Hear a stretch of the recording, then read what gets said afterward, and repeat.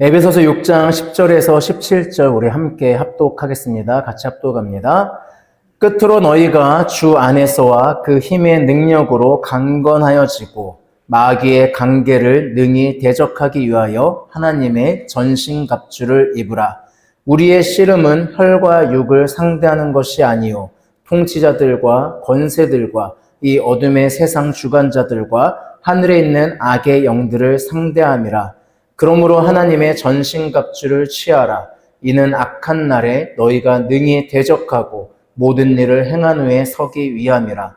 그런즉 서서 진리로 너희 허리띠를 띠고 의의 호심경을 붙이고 평안의 복음이 준비한 것으로 신을 신고 모든 것 위에 믿음의 방패를 가지고 이로써 능히 악한 자의 모든 불화살을 소멸하고 구원의 투구와 성령의 검 곧 하나님의 말씀을 가지라.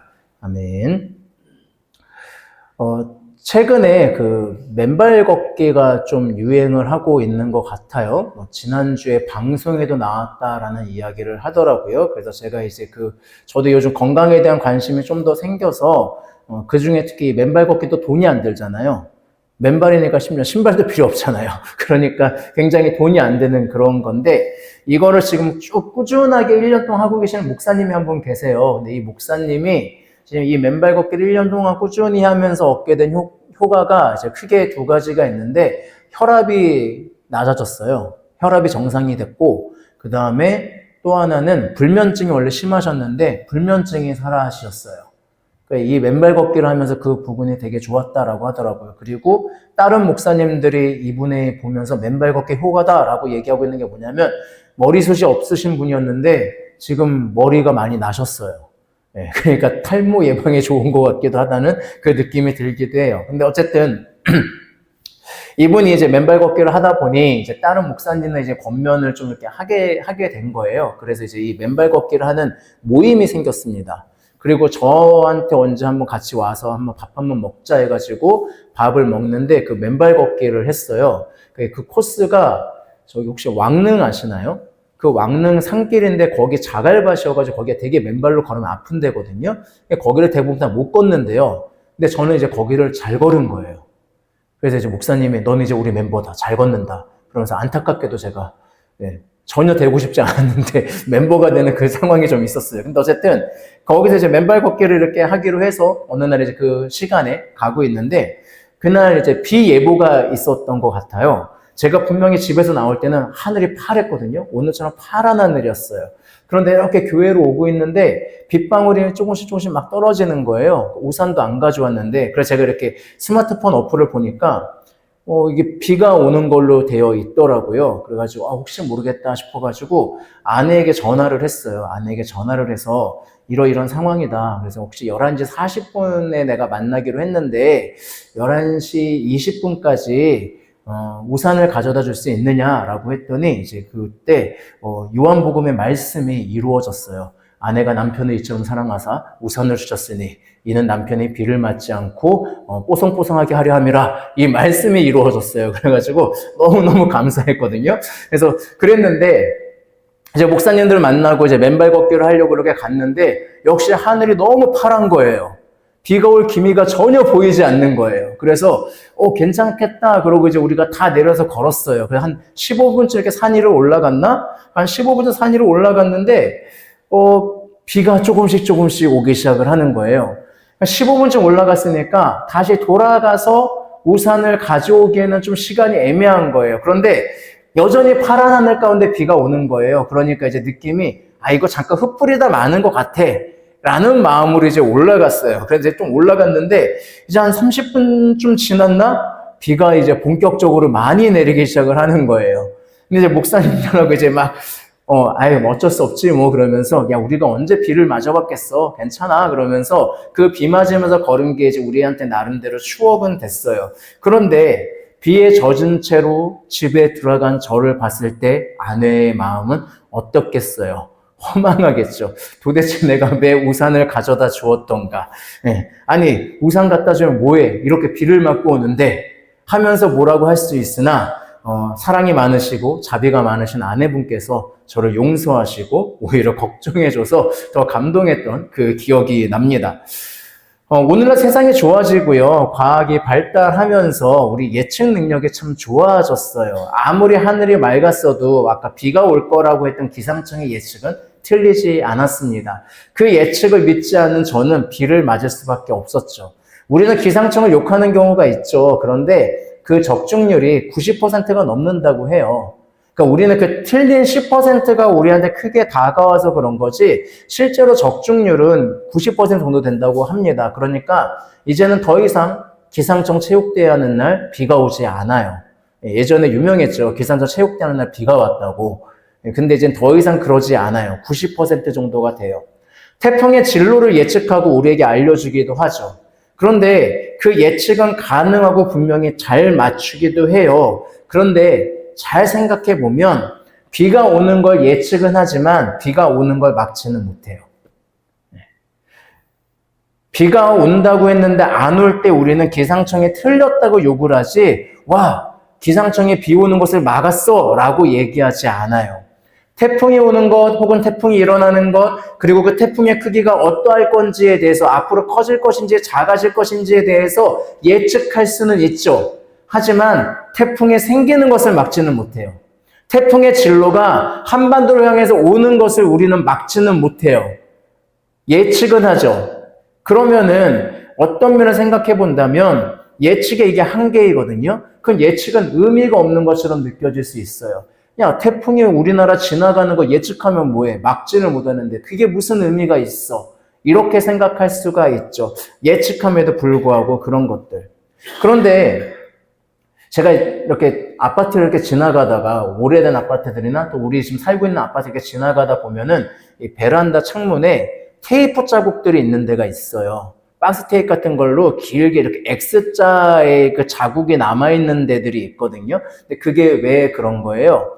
강력한 태풍이 왔을 때 유리창이 깨질 수 있는데 그 테이프를 붙이면 그걸 막아줄 수 있다라고 하는 거잖아요. 그러니까 예측은 여기에서 의미가 있는 것 같습니다. 그러니까 예측, 야, 태풍이 일어나는 거를 막지 못하는데 예측이 무슨 소용이야? 태풍이 우리나라를 향해서 오는 거를 막지도 못하는데 그걸 예측해서 무슨 소용이야? 라고 얘기한다면 우리는 뭐라고 얘기할 수 있어요? 그 예측 때문에 대비할 수 있어 라고 이야기할 수가 있죠. 그러니까 그게 중요한 거예요. 대비할 수 있는 거. 바울은 오늘 그 얘기를 합니다. 우리가 우리의 삶을 예측하고 그 예측에 맞게 우리가 어떤 대비를 해야 되는가, 이게 오늘 본문에 나와 있는 거예요. 지난주까지는 바울의 권면들에 대해서 쭉 살펴봤죠. 무기력함과 분열 속에 놓여있는 에베소 교회를 향해서 구원받은 것이 무엇인지, 그러니까 소명, 그리고 그 소명을 이루어가는 교회의 사명이 무엇인지에 대해서 이야기하다가 성령의 충만함을 통해서 오늘날 가장 작은 교회된 부부, 그리고 부모와 자녀, 그리고 종과 상전의 관계를 재정립하면서 성령의 충만함에서 우리가 어떻게 대등함을 이루어가야 될 것인가에 대한 실제적인 권면들을 했어요. 그리고 오늘 바울은 마지막으로 본문 10절에서 끝으로라고 하면서 마지막 권면을 하고 있습니다. 그리고 이 권면은 기본적으로 예수 안에서 하나님의 능력으로 강건해지라라는 거였어요. 그러니까 건강해지라라는 얘기죠. 왜 하나님 안에서 강건해져야 된다라고 얘기했을까요? 우리 11절을 같이 한번 읽어보겠습니다. 11절 읽어볼게요. 시작. 마귀의 관계를 능히 대적하기 위하여 하나님의 전신 갑주를 입으라. 강건해져야 하는 이유는 간단합니다. 마귀의 관계를 대적해야 되기 때문이에요. 그러니까 바울은 우리에게 마귀의 관계가 있을 것이다 라고 예측하고 있어요. 그리고 거기에 대해서 우리는 대비해야 된다라는 거예요. 그 대비를 위해서 뭐 해야 돼요? 강건해져야 되는 거죠. 그리고 하나는 더 뭐가 있어요? 전신 갑주를 입어야 되는 거죠. 우리는 주적을 바로 알아야 돼요. 그러니까 바울은 지금 이 얘기를 왜 하냐면 주적을 바로 알라는 거예요. 우리는 때로는 주적을 헷갈려해요. 제가 어떤 실험 영상을 하나 봤는데 일본 유학생인데 그 여학생 등 뒤에 어떤 남학생이 한국말로 너네 나라로 돌아가라라고 하면서 욕을 써서 붙여놨어요. 그러니까 이 여학생은 그걸 모르고 붙이고 다니는 거예요. 그러더니 다른 한국 사람이 그거를 떼주는 거예요. 그러니까 이게 무슨 얘기냐면 저도 일본을 싫어합니다. 그런데 냉정히 말하면 제가 싫은 일본은 독도를 자기네 땅이라고 우기는 것들, 그리고 위안부에 대한 사과를 제대로 하지 않고 여전히 우리나라의 식민시대를 자기들이 정당하게 한 것이라고 우겨대는 극우들을 제가 싫어하는 거지 일본 사람 전체를 싫어하는 게 아니에요. 그러니까 주적은 뭐가 돼야 돼요? 그런 극우들, 그런 잘못된 행동을 하고 있는 사람들이 주적이잖아요. 거기에 파생돼서 다른 사람들이 적이 되면 안 되죠. 여기 분들은 어떻게 생각할지 모르겠지만 제가 군대 갔을 때 그때 햇볕 정책이 시작된 지 얼마 안 됐을 때였어요. 그래서 그 햇볕 정책에 대한 이제 정신교육이라고 해서 교육을 받거든요. 근데 그 교육의 가장 첫 내용이 뭐냐면 우리의 주적은 북한이 아니라 북한군이다 였어요. 그러니까 무슨 얘기냐면 북한에서 김일성, 김정일, 지금 이제 김정은 이 시대에 의해서 이 인간들에 의해서 탄압받고 헐벗고 있는 그 백성들이, 그 국민들이 무슨 죄가 있냐라는 거예요. 그들은 우리의 적이 아니라는 거예요. 그들은 무슨 대상이에요? 우리가 품어야 될 대상이에요. 그럼 문제는 뭐예요? 그 사람들을 그렇게 만들고 있는 그 북한의 지도부와 북한군이 우리의 주적이라는 거예요. 이게 주적 개념이에요. 그러니까 지금 바울이 얘기하는 건 뭐예요? 너희들이 자꾸 왜 너희들 교회 안에서 싸우고 있어? 왜 부부가 전쟁을 일으키고 있어? 왜 부모와 자녀가 전쟁을 일으키고 있어? 왜 종과 상전이, 그러니까 사장과 직원이 왜 전쟁을 일으키고 있어? 그건 너희들의 주적이 아니야. 너희들의 그 갈등을 만들고 있는 주적이 있어. 그 주적이 뭐예요? 우리가 사탄이라고 부르고 마귀라고 부르고 있는 바로 그것이다 라고 이야기하고 있는 거예요. 그래서 이 주적인 마귀와 싸우기 위해서 우리에게 강건해져야 된다라고 얘기해요. 이 주적의 정체를 좀 더 구체화시켜서 표현해주고 있습니다. 바로 12절이죠. 우리 같이 12절 한번 같이 읽어보겠습니다. 12절 같이 읽을게요. 시작. 우리의 씨름은 혈과 육을 상대하는 것이 아니요 통치자들과 권세들과 이 어둠의 세상 주관자들과 하늘에 있는 악의 영들을 상대함이라. 자, 바울이 이야기하는 거예요. 아까 얘기한 공동체를 적으로 삼지 마. 너희의 주변 믿지 않는 사람도 적으로 삼지 마. 그들은 지금 그 마귀에 의해서 넘어가 있는 상태에 있는 불쌍한 포로들이야. 그러니까 그들이 주적이 아니야. 에베소에서 아데미 신상을 섬기고 있는 사람들이 주적이라고 생각해? 아니야. 오늘 따지면 불교 주적 아니야. 가톨릭 주적 아니야. 진짜 주적은 뭐야? 마귀야. 왜? 그 마귀들이 권세와 이런 것들을 이용해서 우리를 헷갈리게 만들기 때문이야 라고 이야기하는 거죠. 여러분 12절에 있는 통치자, 권세들, 이게 우리가 생각할 때는 로마 통치 이런 걸 생각하는데 이게 다 귀신 이름이에요. 그러니까 이 당시 헬라에서는 통치자라고 하는 귀신의 이름이고 권세라고 하는 귀신의 이름이에요. 그러니까 바울은 실제로 뭐 그 귀신을 믿었다기보다는 지금 통치자들이 하고 있는 행동들, 권세가들이 하고 있는 행동들은 사실은 무엇 때문인 거예요? 하늘에 있는 악한 영들에 의해서 움직여지고 있는 거예요. 그러니까 이 사탄이 우리의 주적인 거예요. 그러니까 이거를 바로 알라. 이게 바울의 먼저 이야기입니다. 그런데 이 사탄의 관계는 무엇이 있을까요? 정말 간단합니다. 딱 하나예요. 뭐 이런저런 여러 가지 전략이 있는데요. 사탄의 전략은 딱 한 개 있어요. 그 하나의 전략에서 우리는 다 넘어가요. 바로 뭐냐면 너 하나님처럼 될 수 있어. 이거예요. 너는 하나님처럼 될 수 있어. 그러니까 네가 결정해. 네가 하나님처럼 될 수 있는데 왜 남의 말을 들어? 네가 하나님처럼 될 수 있는데 왜 남을 의지해? 네가 하나님처럼 될 수 있는데 네 마음대로 살아야지. 왜 남한테 네가 맞춰서 살아야 돼? 왜 배려해야 돼? 네가 하나님처럼 될 수 있어. 네가 하나님이야. 이게 사탄의 관계예요. 우리 교회 안에서도 문제 일어날 때 다 뭐예요? 내 생각에는, 내가 볼 때는, 내가 지금까지 신앙생활 해왔을 때 이런 거 아니야? 결국 내 주장하고 있는 거잖아요. 그러면서 뭐가 일어나요? 갈등이 일어나잖아요. 그러니까 이게 뭐라고요? 사탄이 하고 있는 거예요. 그래서 저는 저의 목회, 나의 목회 철학 이런 말을 제가 되게 싫어해요. 예수님이 하라는 거 해야지 무슨 내 목회 철학이에요. 네. 물론 그게 어떤 의미로 하는지는 알고 있어요. 그러니까 이걸 조심하려고 해요, 저는. 그러니까 바울도 얘기하는 거예요. 이 관계를 싸워야 된다고. 근데 문제는 인간은 이 관계하고 싸워서요, 이길 힘이 없어요. 그러니까 이길 힘이 없으니까 뭐가 필요해요? 성령의 충만함이 필요해요. 나는 싸워서 이길 자신이 없어요. 나는 싸워서 이길 수가 없어요. 그러니까 누구의 힘이 필요해요? 하나님의 힘이 필요하잖아요. 그런데 문제는 그 하나님께서 우리에게 무엇을 부으셨어요? 성령을 부으셨잖아요. 성령이 충만하다는 건 나라고 하는 자아가 점점 깎이고 누구 앞에 서는 거예요? 하나님 앞에 서게 되는 거예요. 그 충만함을 힘입으라고 이야기하는데 그 충만함으로 나아가는 자, 즉 예수 그리스도 따라가는 교회된 자들에게 하나님께서 주신 것이 있어요. 그게 뭐예요? 바로 전신갑주라는 거죠. 이 전신갑주라고 하는 것 하나님 우리에게 주셨어요. 13절에서 그렇게 나오고 있죠. 그러므로 하나님의 전신갑주를 취하라. 이는 악한 날에 너희가 능히 대적하고 모든 일을 행한 후에 서기 위함이라. 네, 사탄의 전략에 맞설 수 있는 그 온몸을 덮는 갑옷과 무기를 하나님이 준비하셨어요. 우리는 이것을 입으면 돼요. 우리가 만드는 게 아니에요. 하나님께서 너희가 만들어라라고 얘기하지 않았어요. 너희 검 만들어. 너희 대장장이처럼 이제 검을 갈고 닦아야 돼. 너희들 이 무술을 익혀야 돼. 이렇게 하지 않았어요. 뭐라고 했어요? 하나님이 이미 만들어 놓으셨다. 그것을 우리가 어떻게 하라고요? 입으라, 취하라. 이렇게 얘기하고 있는 거예요.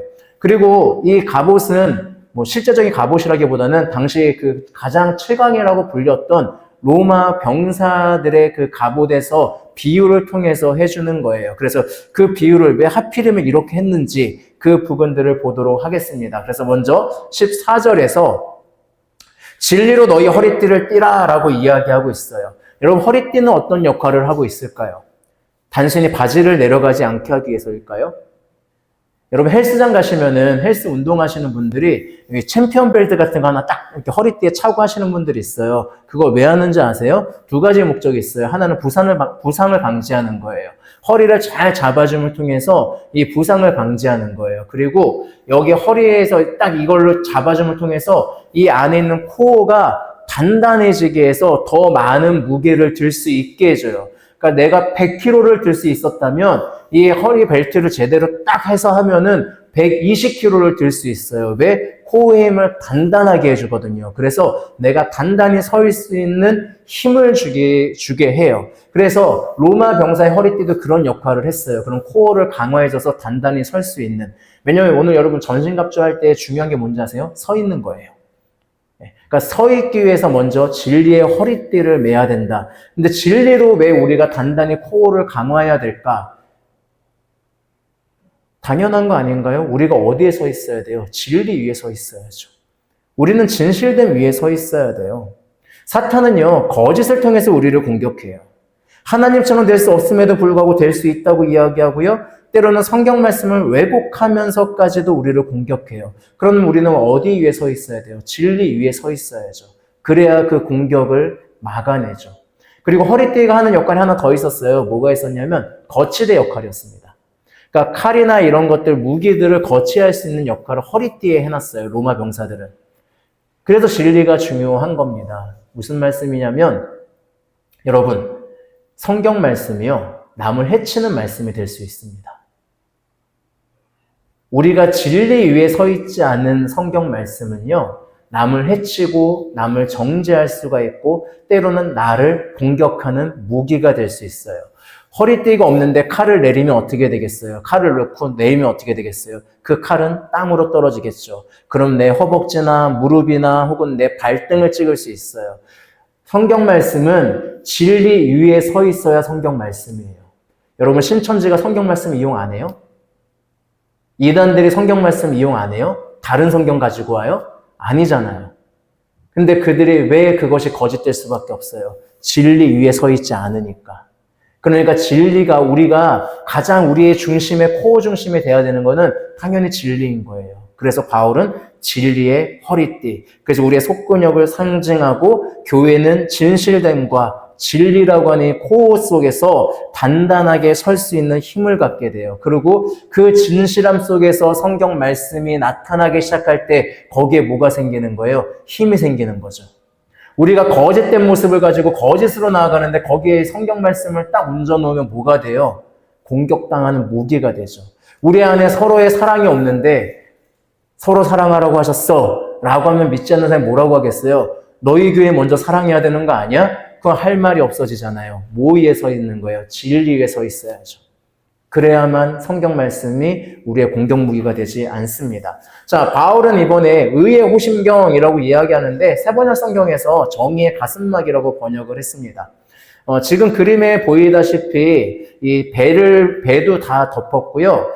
존 번역 같은 경우에는 가슴막이라고 해가지고 이 등을 보호하지 않았다고 보고 있는 것 같아요. 그래서 그 존 번역이 철로역정이나 이런 데 보면은 절대 뒤돌아보면 안 돼요. 왜? 가슴에 확실하게 방어구가 있으니까 사탄 앞에서 절대 뒤돌아보지 마라. 이런 의미로 이렇게 해석을 했거든요. 그 해석도 좋긴 한데 실제 로마는 등도 다 보호를 했어요. 그러니까 이제 장기나 이런 가슴, 심장 이런 걸 방어하는 걸 목적으로 하고 있거든요. 그런데 그거를 뭘로 하고 있어요? 정의라고 이야기하고 있어요. 여러분 이게 중요합니다. 방어예요, 지금. 그러니까 우리는 분명히 정의로워야 돼요. 여러분 우리는 분명히 정의로운 삶을 살아야 됩니다. 그런데 하나님께서 정의를 무기로 주지 않으셨어요. 바울이 정의를 무기로 정의하지 않았어요. 뭘로 정의했어요? 방어로 정의했어요. 그러니까 무슨 얘기예요? 우리가 우리의 의를 가지고 누군가를 공격하는 무기가 되어서는 안 된다는 거예요. 나는 이거 하고 있어. 나는 예전 어떤 목사님이 그랬거든요. 나는 태어나서 단 한 번도 술, 담배를 해본 적 없어. 이 중에 술, 담배 본 사람 있으면 손 들어봐. 너희들은 다 패배자야. 이게 뭐예요? 자신의 의가 뭐가 되는 거예요? 공격 무기가 되는 거죠. 남을 정죄하는. 그런데 뭐 하는 거예요? 오히려 사탄이 우리를 공격하고 우리를 거짓으로 공격하고 있음에도 불구하고 우리는 어떤 삶으로 살아가는 거예요? 정의로운 삶을 통해서 그것들을 막아내는 거예요. 그럼 뭐가 될까요? 남에게는 관대한 사람이에요. 나 자신에게는 엄격해요. 그런데 남한테는 관대해요. 그런데 우리는 지금 너무 반대로 가죠. 나한테 굉장히 관대하죠. 그런데 남한테는 어떻게 해요? 굉장히 엄격해지죠. 내가 기도하지 못하는 건 사정이 있는 거고요. 저 사람이 기도하지 못하는 거는 신앙이 없는 거예요. 이게 우리의 모습일 때가 많잖아요. 그런데 반대로 가야 된다고요. 정의가 절대 공격하지 못하게 하라고요. 그래서 우리는 사탄의 그 계계에 막는 그 정의의 가슴막이, 그리고 이것은 우리의 심장이 되는 거잖아요. 그러니까 우리의 삶의 중심에 뭐가 있어야 돼요? 하나님을 닮아가는 삶이 있어야 되는 거예요.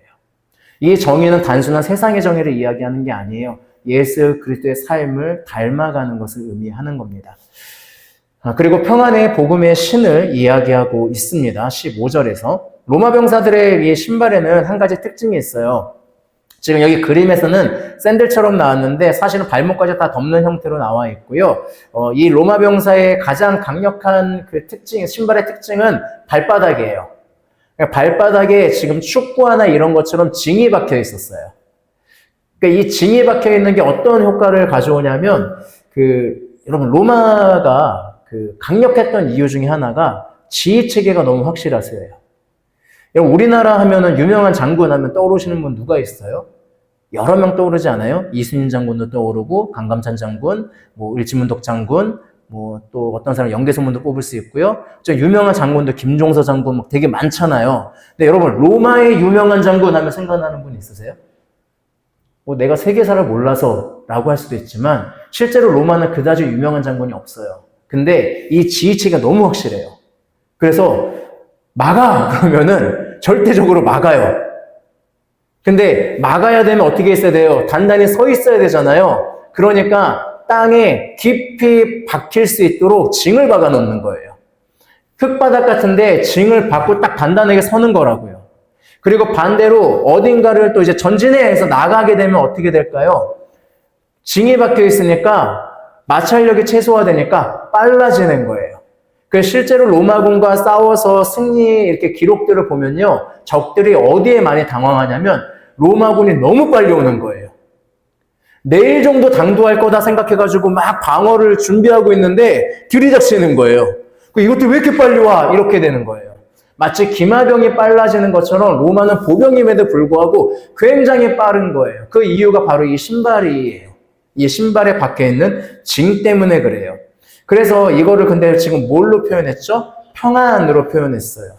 그러니까 무슨 얘기예요? 우리가 예수 그리스도의 복음 안에 서면 어떻게 된다고요? 하나님께서 우리를 평안 가운데 서 있게 하실 거라는 거예요.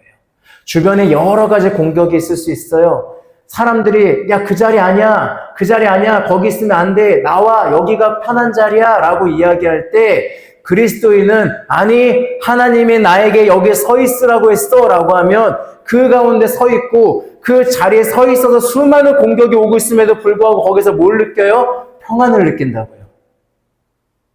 때로는 사람들이 여기가 편한 자리인 것 같아. 여기가 좋은 자리인 것 같아. 라고 하는데 하나님이 아니야. 나아가야 돼. 라고 얘기하면 우리는 나아가는 거예요. 근데 그 나아감 가운데 뭐가 온다고요? 하나님이 주시는 평안이 온다고요. 대표적인 예를 들어볼까요? 아브라함은 자기의 고향에서 행복하게 잘 살고 있었어요. 그런데 하나님이 뭐라고 해요? 지금 네가 있는 자리에서 나가라 라고 얘기하잖아요. 그때 아브라함이 나아가죠.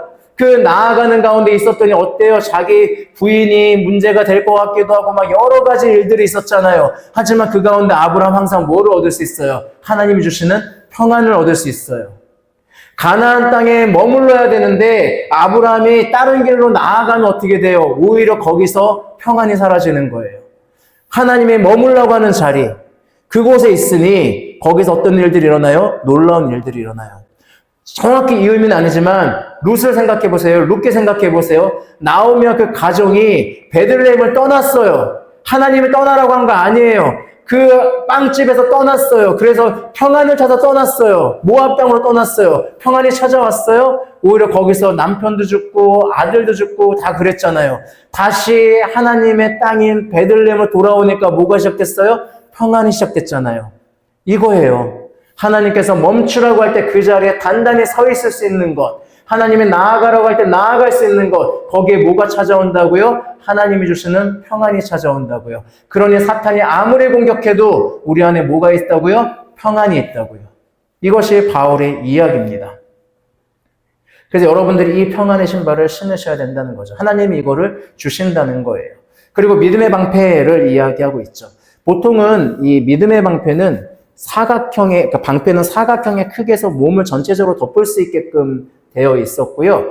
이제 이거는 요즘 말이 많아요. 가죽으로 되어 있는데 물을 묻혀서 불을 끌 수 있게 되어 있었다라고 이야기하는데 요거는 요즘 고고학에선 조금 이제 아닌 것 같다라고 하고 있어요. 근데 자, 이 왜 믿음의 방패일까? 여러분 16절 한번 같이 읽어볼게요. 16절 같이 읽겠습니다. 시작.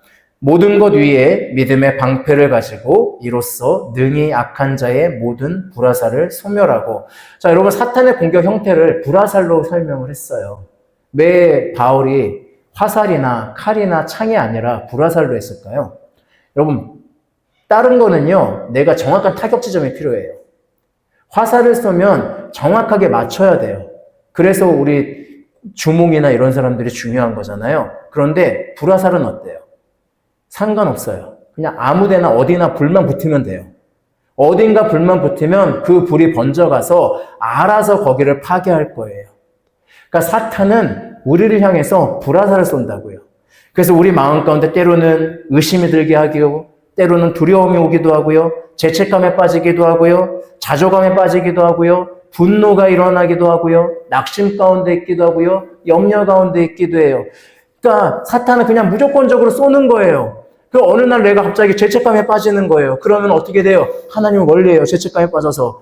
내가 감히 하나님 볼 수 없습니다. 또 어떤 때는 의심하게 만들어요. 의심하게 만드니까 어떻게 돼요? 하나님 정말 나를 사랑하시는 거 맞아요? 하나님 정말 이거 맞아요? 이렇게 의심하게 만들어요. 때로는 두려움에 떨게 만들어요. 그러니까 사탄은 상관없어요. 우리 마음 가운데 어느 가운데 이 불화살을 쏘아주고 어느 하나하나에 불만 붙으면 돼요. 그럼 그다음부터 뭐가 일어나요? 불같은 의심이 일어나요. 그것이 막 번져가면서 나를 완전히 사로잡아요. 그러니까 나를 완전히 실족해서 주저앉게 만들어요. 그러니까 여기에서 뭐가 필요하다는 거예요? 믿음이 필요하다는 거잖아요. 이걸 막기 위해서 우리에게 믿음. 존 스토트 목사님은 믿음을 이렇게 표현했어요. 믿음은 의심과 의기소침의 때에 하나님의 약속을 붙잡으며, 믿음은 시험의 때에 하나님의 능력을 붙잡는 힘이다. 무슨 얘기냐면 사탄이 우리 마음 가운데 의심의 불, 두려움의 불, 죄책감의 불, 시리의 불, 실족의 불 얼마든지 불을 지를 수 있어요. 그래서 이 건조한 날 불 붙듯이 막 나를 타오르게 할 수 있어요. 그런데 그럴 때 우리는 뭘 가져야 된다고요? 믿음을 갖고 나아갈 때 그 불은 제거된다고요. 산불이 났는데 가만히 있으면 꺼져요? 그 불길을 잡아야 되잖아요. 그래서 소방관들 막 하잖아요. 불 잡을 때 뭐가 제일 중요해요? 화마라고 하죠. 그 중심. 그 화마만 잡으면 나머지는 잡히잖아요. 믿음이 그렇다는 거예요. 여러분, 때로는 여러분 간혹 가다가 상처받거나 어려움을 당하시면서 주저앉아 있을 때가 있어요. 그 주저앉아 있을 때 가장 좋은 방법 뭔지 아세요? 그냥 나아가는 거예요. 믿음 가지고. 내가 이렇게 앉아있다면 언젠가 힘이 생기겠지. 아니요. 몸의 근육과 모든 신앙의 근육 이런 거 다 빠져가지고요. 계속 주저앉아 있게 돼요. 그리고 누군가가 나를 좀 일으켜주길 바라게 돼요. 아니요. 하나님은 여러분에게 믿음의 방패를 주셨어요. 그 믿음의 방패를 딛고 일어나셔서 나아가셔야 돼요. 그게 중요한 거죠. 그래서 중요한 게 뭐예요? 구원의 투구를 주잖아요. 여러분 영화 300 보셨어요? 거기 보면은 스파르타 군인들이 망토 하나 두르고 팬티 같은 거 하나 입고 맨몸으로 싸워요. 자기 몸 자랑하며 싸워요. 그런데 그 애들도 꼭 갖고 있는 게 두 개 있어요. 뭔지 아세요? 하나는 방패 가지고 있고요. 또 하나 뭐 가지고 있을까요? 투구는 써요. 몸에 가슴 근육, 배 근육 다 보여주는데 투구는 써요. 왜? 머리는 상하면 끝나거든요. 그래서 바울이 지금 머리에 이 투구를 뭘로 표현했어요? 구원. 하나님이 여러분을 구원하셨고 여러분의 투구를 씌우셨다는 얘기는 무슨 얘기예요? 여러분을 구원하신 그 구원을 절대 잃지 않게 만들고 보호하시겠다고 하는 하나님의 의지를 보여주는 거예요. 그러니 사탄이 아무리 공격해도 내가 아무리 쓰러져도 그래도 내가 어디에 있어요?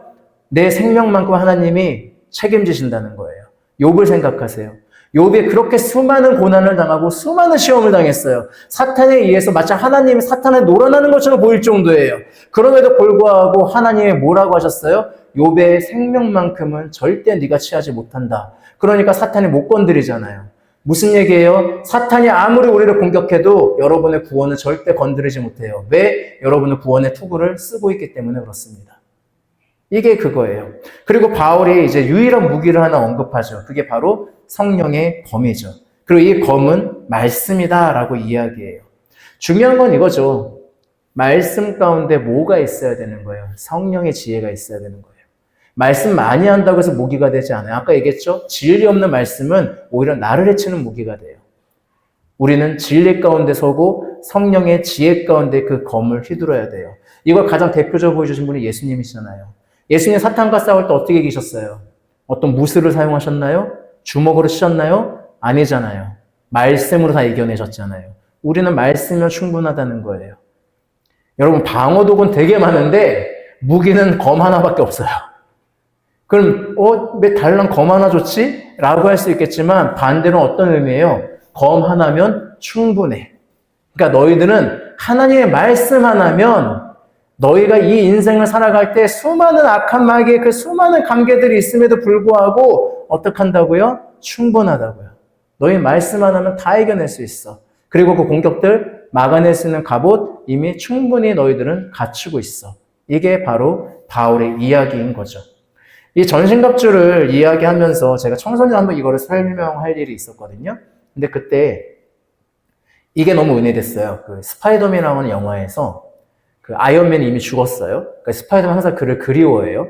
그리고 자기는 그렇게 될 수 없을 거라 생각하고 나는 영웅이 될 수 없어 라고 하는 나름대로 절망 속에 빠져 있어서 다른 사람에게 그 역할을 맡겨주고 하다가 그 사람이 빌런인 걸 알게 돼요.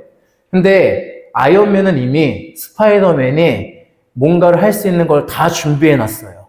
그 나중에 그 아이언맨이 준비한 시스템 속에서 스파이더맨이 자기만의 무기를 만들어서 그 빌런을 물리치는 장면이 나와요. 하나님께서 여러분을 향해서 여러분이 이 세상에서 마귀가 어떻게 관계를 펼치고 유혹하고 또 건세와 이런 걸 통해서 여러분들을 얼마나 어렵게 할지 하나님 이미 다 알고 계세요. 그런데 하나님이 지금 어떻게 하신다고요? 이 전신갑주를 준비하셨다고요. 그리고 이걸 입고 말씀의 검을 준비해서 우리를 어떻게 하신다고요? 승리하게 하신다고요. 이게 우리는 결정됐어요. 좀 더 설명을 드리면 역사를 이야기해 드릴게요. 여러분 노르망디 상륙작전이라는 게 있어요. 세계 2차 대전에서. 이 전쟁이 실제적으로 세계 2차 대전을 끝냈다고 보고 있어요. 이 이후에도 수많은 전투들이 있었거든요. 그런데 모든 역사가들과 군사 전문가들은 이 노르망디 상륙 작전을 통해서 독일의 모든 것이 무너지고 이미 독일은 이걸로 해서 패배가 확정됐다는 거예요. 그러니까 독일이 하고 있었던 싸움은 뭐냐면 마지막 그냥 싸움이에요. 불로 따지면, 산불로 따지면 화마가 잡혀서 잔불 처리하는 그게 남은 거예요. 그 전쟁이라는 거예요. 여러분, 예수님께서 이 땅에 오셔서 사탄의 머리를 상하게 하셨어요. 십자가 사건과 부활은 예수님이 사탄에게서 완전히 승리하셨음을 의미해요. 그런데 문제는 그 머리 상한 사탄이 그 죽는 그날까지 마지막 발악을 하고 있는 그 싸움을 우리한테 맡겨진 거예요. 그런데 그 맡겨진 싸움에서도 하나님께서 우리가 당황할까봐 뭐 하셨다고요? 거기에 충분한 방어구와 무기를 다 갖추게 해주셨다고요. 그러니까 우리는 그 싸움하고 있는 거예요. 그러니까 우리가, 이 싸움에서 우리가 지면 하나님이 큰일 날 텐데, 이런 거 아니에요. 하나님 이미 승리하셨고요. 요한계시록 나오잖아요. 이미 승리하셨어요. 근데 하나님께서 한 가지 더 해주신 거예요. 뭐예요? 이 승리, 이 싸움에 어떻게 하겠다고요? 너희가 나의 군사로서 함께 참여했으면 좋겠어. 그리고 내가 한 이 승리를 너희도 같이 맛봤으면 좋겠어. 라고 하는 것이 하나님의 이야기예요. 우리는 사탄이 어떻게 공격할지 성경을 통해서 이미 예측할 수 있어요. 사탄의 공격을 사라지게 할 수는 없어요. 하지만 아까 얘기하죠. 대비할 수 있어요. 나의 노력과 지혜가 아니라 하나님이 준비하신 전신갑주를 통해서 하나님이 주신 것을 통해서 우리는 사탄과의 싸움에서 하나님의 승리하심을 맛보게 될 거예요. 그래서 바울은 이야기합니다. 우리의 주적은 혈과 육이 아닙니다. 사람들과 부딪히지 마세요. 이야기해보세요. 생각보다 아무것도 아닐 수 있어요. 여러분 마음에 있는 사탄이 맞는 그 불길에 사로잡히지 마세요. 두려워하지 마세요. 우리는 이미 이긴 싸움을 확인하는 사람이에요. 믿음으로 나아가세요. 말씀으로 나아가세요. 진리 위에 서세요. 정의를 내 가슴에 새기고 나아가세요. 아무리 어떤 거짓이 와도 어떤 것들이 공격해도 우리를 넘어뜨리지 못해요. 우리는 항상 어떻게 되어 있다고요? 오늘 말씀처럼 서 있을 거예요. 여러분들은 항상 하나님 안에서 그 진리 위에서 서 계셔서 오히려 쓰러져 있는 사탄을 바라보시며 하나님께 영광을 돌리는 삶을 살아가기를, 저와 함께 그 삶을 살아가기를 주님의 이름으로 축복하겠습니다. 기도하겠습니다. 살아계시고 역사하시는 아버지 하나님, 은혜를 감사드립니다. 우리에게 전신갑주를 주셨습니다. 그리고 말씀의 검을 주셨습니다. 우리는 그것을 통해서 하나님께서 승리하신 싸움을 확인하고 마지막 발악을 하는 사탄을 짓밟을 일만 남았습니다. 그런데 때로는 우리가 전투 속에 너무나도 살아갈 때가 있습니다. 마치 내가 패배할 것처럼, 쓰러질 것처럼 있을 때가 있습니다. 나아가게 하시고 승리하게 하여 주시옵소서. 예수님의 이름으로 기도합니다. 아멘.